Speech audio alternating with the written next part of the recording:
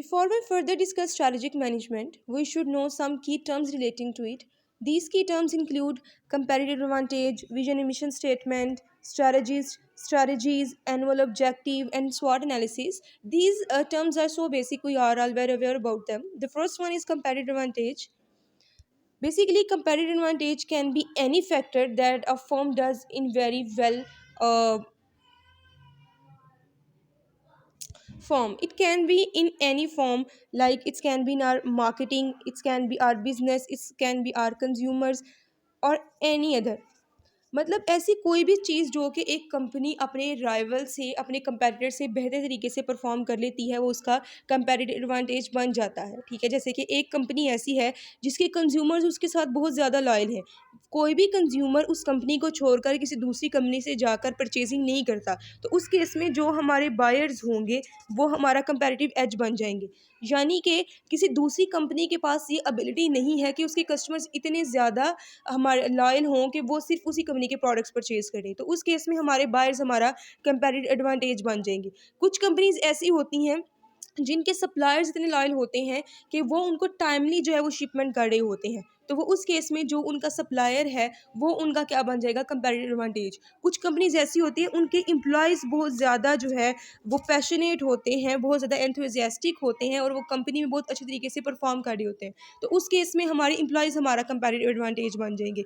कुछ कंपनीज ऐसी होती हैं जिनकी एडवर्टीजमेंट स्ट्रैटेजीज और एडवर्टीजमेंट कंपेन्स इतनी अच्छी होती हैं कि किसी दूसरी कंपनी कभी भी उस एडवर्टीजमेंट तक पहुंच ही नहीं सकती। आप अक्सर देखते हो कि आप कमर्शियल्स में से कुछ कमर्शियल्स ऐसी होती हैं जो कि बहुत जल्दी जो है वो फैल जाती हैं, कस्टमर्स उनकी तरफ बहुत ज़्यादा अट्रैक्ट होते हैं, तो वो कंपनी फिर उस कंपनी का कंपैरेटिव एडवांटेज उस टाइम के लिए क्या बन जाएगा, एडवर्टाइजिंग। उसके अलावा हमारी जो प्लानिंग है, हमारे पास कुछ कंपनीज ऐसी होती हैं उनके डायरेक्टर इतने ज़्यादा कॉग्निटिव होते हैं, इतनी कैपेबिलिटीज़ होती हैं उनमें कि उनकी प्लानिंग बहुत अच्छी होती है, वो बहुत अच्छा फोरसाइट कर लेते हैं, तो उस केस में वो प्लानिंग जो हमारे डायरेक्टर्स हैं वो हमारा कंपैरेटिव एड बन जाएंगे। मीन्स कंपैरेटिव एडवांटेज को हम कंपैरेटिव एज भी कहते हैं और it's not a consistent thing, it changes over time. मतलब एक कंपनी के कस्टमर्स बहुत अच्छे हैं तो इसका मतलब ये नहीं है कि वो over the life time of the company loyal ही रहेंगे। हमें अपने कंपैरेटिव एडवांटेज को या कंपैरेटिव एज को सस्टेन करने की ज़रूरत पड़ती है। सस्टेन करना मतलब कि टाइम टू टाइम हमें उसको उसमें बेटरमेंट्स करने की ज़रूरत पड़ती है, क्योंकि एक कंपनी अगर आज एक अच्छा प्रोडक्ट बना रही है तो क्या वही प्रोडक्ट पूरी ज़िंदगी के लिए हमारे कस्टमर्स का फेवरेट रहेगा? कभी भी नहीं। टेक्नोलॉजी चेंज होती है, हम जिस एनवायरनमेंट में काम करते हैं, जिस इरा में रहते हैं वो एक चेंजिंग एनवायरनमेंट है और चेंजिंग्स के साथ-साथ हमारे प्रोडक्ट्स में, हमारे कंज्यूमर्स के इंटरेस्ट में, उनकी नीड्स एंड वांट्स में भी चेंज आता है। तो हमें हमारा अगर कोई कंपनी कंपैरेटिव एडवांटेज बनाती है, तो वो उसको सस्टेन करना ज़्यादा मुश्किल होता है। तो कोई भी कंपनी अपने कंपैरेटिव एडवांटेज को जब सस्टेन करके रखती है, तो वो फिर मार्केट में जो है वो एक्सेल करती है। ठीक है? To sustain the competitive edge of the company should continually adapt to change। हमें जो इन्वायरमेंट में चेंजिंग्स आ रही हैं, चाहे वो इंटरनल कैपेबिलिटीज़ हों, चाहे एक्सटर्नल ट्रेंड्स आ रहे हों, जितने भी रिसोर्सेज में चेंज आता है, टेक्नोलॉजी चेंज करती है, हमें चेंज के साथ अपने आप के अंदर फ्लेक्सिबिलिटी लेकर आने की ज़रूरत है। जो कंपनीज अपने आप को फ्लेक्सिबल रखती हैं और चेंज को अडॉप्ट करती हैं, उनका कंपेटिटिव एडवांटेज क्या रहता है, सस्टेन रहता है। और दूसरी वो कंपनीज या ऐसा अगर हम अपनी कंपनी का कंपेटिटिव एडवांटेज सस्टेन करना चाहते हैं तो हमें इफ़ेक्टिवली ऐसी स्ट्रेटजीज़ और ऐसी प्लान्स को फॉर्मुलेट और इम्प्लीमेंट करना पड़ेगा जो कि हमारे इन फैक्टर्स को क्या करेंगे, कैपिटलाइज करेंगे। हमारा कोई भी फैक्टर हो, जिस फैक्टर को हमने अपना कंपेटिटिव एज कहा है, जो हमारी स्ट्रेंथ है बेसिकली, जो कि हमारे राइवल्स के पास वो नहीं है, उसको हमें बेस्ट तरीके से लेकर चलना है। ठीक है,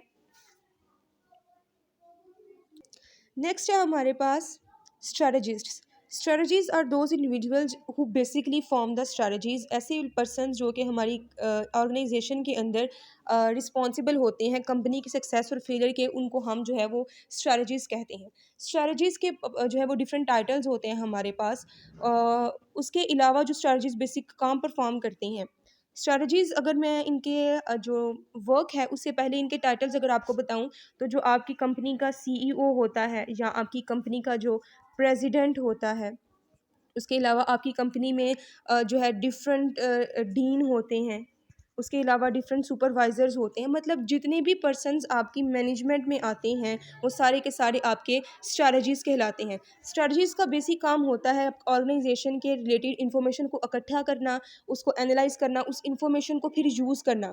वो इन्फॉर्मेशन को यूज़ करके फिर स्ट्रैटेजीज़ बनाते हैं, इंडस्ट्री के बारे में इन्फॉर्मेशन कलेक्ट करते हैं, कंपैरेटिव ट्रेंड्स देखते हैं कि इन्वायरमेंट में ऐसी कौन सी चीज़ें हैं जो कि हमें जो है वो थ्रेट कर सकती हैं। उसके अलावा आपकी फोरकास्टिंग मॉडल्स डेवलप करते हैं, सिनेरियो एनालिसिस करते हैं। फोरकास्टिंग जो है वो इनके लिए बहुत ज़्यादा ज़रूरी होती है, क्योंकि ये these are the brains of the company. जैसे कि मैंने यहाँ पर, आप यहाँ पर देख सकते हो कि ये एक ब्रेन का मैंने बनाया है। तो strategies are basically the brain of the company. वो जो भी काम करते हैं वो हमारी कंपनी की परफॉर्मेंस के लिए होता है। वो जो भी स्ट्रेटजीज बनाते हैं थ्रू आउट द ऑर्गेनाइजेशन, उन्हीं स्ट्रेटजीज को यूज़ किया जाता है। उसके अलावा इनका काम होता है कॉरपोरेशन की और जो डिविजनल वाइज परफॉर्मेंस है उसको टाइम टू टाइम इवेल्युएट करना। डिवीजन वाइज मतलब हम हर डिपार्टमेंट को चेक करते हैं कि वो हमारे ऑब्जेक्टिव्स को अचीव करने के लिए कौन कौन सी स्ट्रैटेजीज़ को यूज़ कर रहे हैं। उसके अलावा ओवरऑल कॉर्पोरेट वाइड भी चेक किया जाता है कि जो हमारा मिशन है उसको अचीव किया जा रहा है या फिर नहीं। उसके अलावा आपकी मार्केट में जो इमर्जिंग अपॉर्चुनिटीज़ हैं जिनको हम यूज़ करके अपनी स्ट्रेंथ में कन्वर्ट कर सकते हैं, उनको स्पॉट आउट करते हैं और फिर उनके ऊपर काम करते हैं। उसके अलावा अपने बिज़नेस के थ्रेट्स को एनालाइज़ करते हैं कि मार्केट में ऐसी कोई चीज़ तो नहीं जो कि हमारी कंपनी को हार्म कर सकती है। तो उससे पहले कि वो हमें हार्म करें, हम उस प्रॉब्लम का सॉल्यूशन ढूँढ लेते हैं।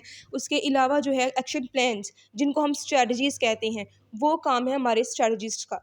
मैंने आपको बताया कि ये सारे पर्सन्स होते हैं, डिफरेंट कंपनीज़ में डिफरेंट रोल्स के अकॉर्डिंग जो है स्ट्रैटेजीज़ को हायर किया जाता है, और स्ट्रैटेजीज़ हमारी कंपनी के बारे में प्लानिंग कर रहे होते हैं। दीज आर द पर्सन्स जो कि हमारी कंपनी को ऊपर भी लेकर जा सकते हैं, ग्रो भी कर सकते हैं, और यही पर्सन्स हैं जिनकी प्लानिंग की वजह से हमारी कंपनी वो डूब भी सकती है।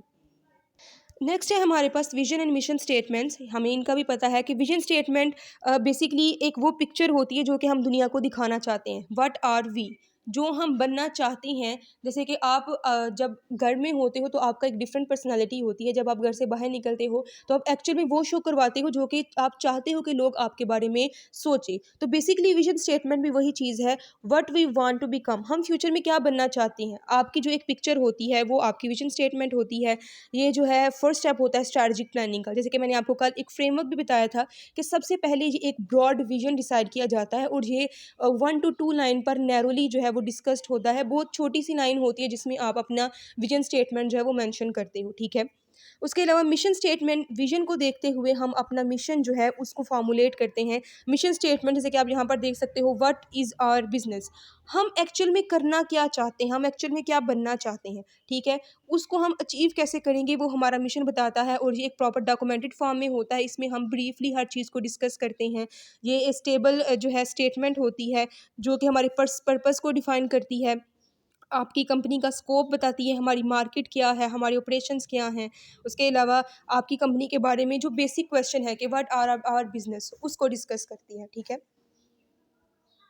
नेक्स्ट टर्म्स हैं हमारे पास internal strength and weaknesses and external opportunities and threats. Basically इसको हम स्वॉट एनालिसिस कहते हैं। तो इनको पढ़ने से पहले अगर मैं आपको स्वॉट एनालिसिस का बताऊं, तो स्वॉट एनालिसिस एक हमारे पास जो है एनालिसिस की टाइप है जिसमें हम अपनी ऑर्गेनाइजेशन का इन्वायरमेंटल एनालिसिस करते हैं। एनालिस्ट ये एक टूल है जिसमें एक मैट्रिक्स के अकॉर्डिंग हम जो है वो चेक कर रहे होते हैं। Strengths and weaknesses are internal and opportunities and threats are external. यानी कि जो हमारी स्ट्रेंथ्स और वीकनेसेस हैं इनको हम कंट्रोल कर सकते हैं, लेकिन opportunities and threats are uncontrollable, that's call कि ये एक्सटर्नल है, ठीक है। अगर मैं आपको इंटरनल स्ट्रेंथ्स और वीकनेसेस के बारे में बताऊं, तो बेसिकली जो स्ट्रेंथ्स हैं इन्हीं में से एक हमारा कंपैरेटिव एज होता है। ऐसे कोई भी काम, ऐसे कोई भी फैक्टर्स जो जिनमें हमारी कंपनी बहुत बेस्ट होती है वो हमारी स्ट्रेंथ्स होती हैं, ठीक है। जैसे कि यहाँ पे उसने मेंशन किया है, characterise characteristics of a business which give it advantage over its competitors, जिसको हम कंपेटिटिव एडवांटेज भी कहते हैं। जो जो ऐसे कोई भी काम जिसमें हमारी कंपनी बेस्ट है वो हमारी स्ट्रेंथ हो जाती हैं, ठीक है। और वीकनेसेस हमारी वो हार्मफुल जो है वो डिसएडवांटेजेस पॉइंट्स हैं जिनको हम ओवरकम करने की कोशिश करते हैं। जैसे कि हो सकता है किसी कंपनी में इलेक्ट्रिसिटी अच्छी ना आ रही हो, किसी कंपनी में फिक्स्ड एसेट्स जो हैं वो बहुत ज़्यादा हों, किसी कंपनी के एम्प्लॉइज़ जो हैं वो बेटर तरीके से काम ना करते हों, तो वो कंपनी की वीकनेसेस होती हैं जिसे हम ओवरकम करने की कोशिश करते हैं। यानी कि स्ट्रेंथ्स को भी कंट्रोल किया जा सकता है, वीकनेसेस को भी कंट्रोल किया जा सकता है। दूसरी साइड पे हमारे पास आ जाती हैं opportunities and threats, these are external factors और इनको हम कंट्रोल नहीं कर सकते। अपॉर्चुनिटीज़ हमें अपने इन्वायरमेंट के बाहर कुछ ऐसी शाइनिंग पॉइंट्स नज़र आ रहे होते हैं जिनको हमें लगता है कि अगर हम इनको यूज़ कर लें, अगर कंपनी प्रॉपर प्लानिंग के थ्रू अपनी अपॉर्चुनिटीज़ को यूज़ करे तो वो उनको अपनी स्ट्रेंथ्स में इजी कन्वर्ट कर सकती है। इसके उसने यहाँ पर मेंशन किया है, elements in a companies in external environment that allow it to formulate and implement strategies to increase profitability. ये वो फैक्टर्स हैं जो कि हमारी कंपनी को एक्सटर्नली प्रॉफिटेबल वे में अफेक्ट कर रहे होते हैं, ठीक है, पॉजिटिवली अफेक्ट कर रहे होते हैं। इनको हम यूज़ कर सकते हैं। जैसे कि फॉर एग्जांपल मार्केट में एक नया मशीन आई है, उसको हम यूज़ करके अपनी प्रोडक्शन इंक्रीज़ कर सकते हैं, तो वो हमारे लिए एक अपॉर्चुनिटी है। लेकिन अगर हमारी कंपनी में ऐसी फ्लेक्सिबिलिटी नहीं है और हम उस मशीन को नहीं यूज़ कर सकते, लेकिन हमारा जो कंपेटिटर है वो उस मशीन को यूज़ करके अपनी प्रोडक्शन को डबल कर सकता है, तो वही मशीन हमारे लिए क्या बन जाएगी, थ्रेट। तो बेसिकली कुछ कंपनीज़ के जो अपॉर्चुनिटीज़ हैं वो दूसरी कंपनीज़ के लिए थ्रेट्स होते हैं, कुछ कंपनीज़ की स्ट्रेंथ दूसरी कंपनीज़ के लिए थ्रेट्स होती हैं, ठीक है। थ्रेट्स आर दोज एलिमेंट्स जो कि हमारे एक्सटर्नल इन्वायरमेंट में हमारी हमारी कंपनी को इंडेंजर कर रहे होते हैं, हमारी कंपनी की प्रॉफिटेबिलिटी को नेगेटिवली अफेक्ट कर रहे होते हैं, ठीक है। तो यहाँ पर भी हम उनको डिस्कस कर लेते हैं। ये कंट्रोलेबल एक्टिविटीज़ होती हैं हमारी, जो कि स्पेशली हम या तो अच्छे तरीके से परफॉर्म कर रहे हैं जिनको हम स्ट्रेंथ्स कहते हैं, या फिर पुअरली परफॉर्म कर रहे हैं जिनको हम वीकनेसेस कहते हैं। कहते हैं डिटर्मिन रिलेटिव टू कंपेटिटर्स, हमारे कंपेटिटर्स के अकॉर्डिंग हम इनको डिटर्मिन करते हैं। अगर हमारे कंपेटिटर किसी चीज़ में वीक है तो वो हमारी कंपनी की स्ट्रेंथ होगी, और अगर हम किसी चीज़ में वीक हैं तो वो हमारे कंपेटिटर की क्या बन जाएगी, स्ट्रेंथ बन जाएगी। दूसरी साइड पे अगर एक्सटर्नल अपॉर्चुनिटीज़ और एक्सटर्नल थ्रेट्स को देखा जाए तो ये हमारे पास इकोनॉमिकल, सोशल, कल्चरल, डेमोग्राफिकल, इन्वायरमेंटल कोई भी फैक्टर्स हो सकते हैं, ठीक है। ये हमारी कंपनी को नेगेटिवली भी हार्म कर सकते हैं और पॉजिटिवली भी जो है वो इफ़ेक्ट कर सकते हैं। ये हमारे पास कोई भी फैक्टर हो सकता है, ठीक है। हम जब कोई भी कंपनी, किसी भी कंपनी के लिए अपनी एक्सटर्नल इन्वायरमेंट को चेक करना बहुत ज़्यादा ज़रूरी है। इसको हम इन्वायरमेंटल स्कैनिंग या फिर सिनेरियो एनालिसिस भी कहते हैं, जब हम अपने बाहर के लोगों को स्टडी करते हैं, because these are called stakeholders. ये हमारी कंपनी को डायरेक्टली या इनडायरेक्टली किसी ना किसी तरीके से अफेक्ट कर रहे होते हैं, तो इनको कंट्रोल करना भी हमारे लिए बहुत ज़्यादा ज़रूरी होता है। नेक्स्ट है हमारे पास ऑब्जेक्टिव्स एंड एनुअल ऑब्जेक्टिव्स। अगर ऑब्जेक्टिव्स की बात की जाए तो बेसिकली ये लॉन्ग टर्म होते हैं, लेकिन लेस देन 1 ईयर के लिए होते हैं, ठीक है। मिशन स्टेटमेंट को देखते हुए हर किसी डिपार्टमेंट के अकॉर्डिंग एक ऑब्जेक्टिव सेट कर लिया जाता है। जैसे कि मैंने आपको कल भी एक्सप्लेन किया था, HR का अपना ऑब्जेक्टिव होगा, जो रिसर्च एंड डेवलपमेंट है उसका अपना ऑब्जेक्टिव होगा, परचेजिंग डिपार्टमेंट या प्रोडक्शन डिपार्टमेंट का अलग से ऑब्जेक्टिव होगा। जितने भी डिपार्टमेंट, जितने भी फंक्शनल डिपार्टमेंट्स किसी कंपनी में काम कर रहे होते हैं, उन सब का अपना अपना जो है वो एक ऑब्जेक्टिव होता है। उसके अलावा जो है इसने डिफ़ाइन किया है कि ये वो रिज़ल्ट्स हैं, हमारी ऑर्गेनाइजेशन जिस मिशन को अचीव करना चाहती है, उन रिज़ल्ट्स को अचीव करने के लिए हमारे पास जो चीज़ें होती हैं, जो ऑब्जेक्टिव्स होते हैं, उन वो लॉन्ग टर्म होते हैं। कहता है should be challenging, measurable, consistent, reasonable and clear. ये जो नीचे है एक्सप्लेन किया गया, ये बहुत ज़रूरी है कि हमारी कोई भी ऑब्जेक्टिव्स हों वो चैलेंजिंग होने चाहिए। चैलेंजिंग मतलब हम अपने एम्प्लॉइज़ को एक वर्क टास्क दें, अगर वो इतना ईजी हो कि वो मतलब उनके लिए कप ऑफ टी हो, तो वो इतने ज़्यादा मोटिवेटेड होकर काम नहीं करेंगे। कोई भी पर्सन कोई भी काम ज़्यादा बेटर तरीके से तब परफॉर्म करता है जब उसमें उसके लिए थोड़ी-सी मुश्किल होती है। जो आसान काम होते हैं हमें लगता है कि हम इसको कर लेंगे, तो फिर हम उसको बेटर तरीके से परफॉर्म नहीं करते। Every person needs some difficult situation ताकि वो उसको बेटर तरीके से परफॉर्म कर सके, चैलेंजिंग होने चाहिए। दूसरी चीज़ है हमारे ऑब्जेक्टिव मेजरेबल हों, मतलब जब हम एक दफ़ा उनको परफॉर्म कर लें तो एक्चुअल परफॉर्मेंस के साथ उनको कंपेयर किया जा सकता हो। जैसे कि मेरा ऑब्जेक्टिव था कि इस साल मैंने जो है वो अपनी सेल्स को 20% से इंक्रीज़ करना है, तो डेफ़िनेटली ये मेजरेबल है। 1 साल गुज़रने के बाद मैं देखूँगी कि क्या मेरी सेल्स 20% से इंक्रीज़ हुई हैं या फिर नहीं। उसके बाद कंसिस्टेंट होनी चाहिए, यानी कि अगर मैंने उसको 1 साल के लिए बनाया है तो फॉर द होल ईयर वो कंसिस्टेंट रहे, उसमें कोई चेंजिंग्स नहीं आए, रीज़नेबल हों। इतने ज़्यादा डिफ़िकल्ट ना हो कि हम उनको अचीव भी ना कर सकें और इतने ज़्यादा लो भी ना हो कि हम उनको बहुत जल्दी अचीव कर सकें, ठीक है? तो हमारे जो भी ऑब्जेक्टिव्स हैं वो स्टैंडर्ड होने चाहिए, ना तो टू हाई होने चाहिए और ना ही टू लो होने चाहिए। और क्लियर का मतलब है कि ईज़िली अंडरस्टैंडेबल हों, हर कोई पर्सन ऑब्जेक्टिव्स को समझ सकता हो। ठीक है। उसके बाद हमारे पास एनुअल ऑब्जेक्टिव्स आ जाते हैं। ये शॉर्ट टर्म माइलस्टोन्स हैं, शॉर्ट टर्म ट्रैक्स हैं हमारे पास अपने लॉन्ग टर्म ऑब्जेक्टिव्स को अचीव करने के लिए। ये भी मेजरेबल, क्वांटिफाइएबल, क्वांटिटेटिवेबल, चैलेंजेबल होने चाहिए, रियलिस्टिक होने चाहिए। मतलब ना तो टू हाई हो, ना ही टू लो हो। उसके अलावा प्रायोरिटाइज्ड हो। मतलब ये ऐसे ही नहीं बनाई गई, बल्कि हमने इनको प्रॉपर्ली फॉलो अप भी करना है, ठीक है। ये हम कॉर्पोरेट लेवल पर, डिविजनल लेवल पर, फंक्शनल लेवल पर, जो मैंने आपको बताया कि एचआर के लिए अलग, परचेजिंग के लिए अलग, फाइनेंस के लिए अलग, हर डिपार्टमेंट के लिए अलग अलग बनाते हैं। नेक्स्ट हमारे पास आ जाती हैं strategies. Strategies are basically objectives को अचीव करने का एक तरीका, ठीक है। वे ऑफ डूइंग थिंग्स, हम उनको स्ट्रैटेजीज कहते हैं। स्ट्रैटेजीज एक तरीका होते हैं अपने ऑब्जेक्टिव्स को अचीव करने का। इसमें हमारे पास जियोग्राफिकल एक्सपेंशन हो सकती है। मतलब ये टाइप्स हैं स्ट्रैटेजीज के, हम इसमें से किसी भी चीज़ को यूज़ कर सकते हैं। जियोग्राफिकल एक्सपेंशन का मतलब है कि पहले मैं जिस सियालकोट में ऑपरेट करती हूँ, अब मैं सियालकोट के अलावा लाहौर, इस्लामाबाद या कराची में अपने आप को शिफ्ट करना चाह रही हूँ। जियोग्राफिकली अपना बिजनेस एक्सपेंड कर रही हूँ। डाइवर्सिफिकेशन, मतलब मैं अपनी बिजनेस के यूनिट्स को डाइवर्सिफाई करना चाह रही हूँ। उसके अलावा एक्विजिशन, अपनी कंपनी के अलावा किसी दूसरी कंपनी को अक्वायर करना चाहती हूँ। प्रोडक्ट डेवलपमेंट, अपने प्रोडक्ट को एक नया प्रोडक्ट, एक नई शेप, एक नया जो है वो प्रोडक्ट लाइन इंट्रोड्यूस करवाना चाहती हूँ। मार्केट पेनिट्रेशन, मार्केट में एंटर होना चाहती हूँ। मार्केट का जो टारगेट मार्केट है मेरी, उसका मेजर पोर्शन खुद अचीव करना चाहती हूँ।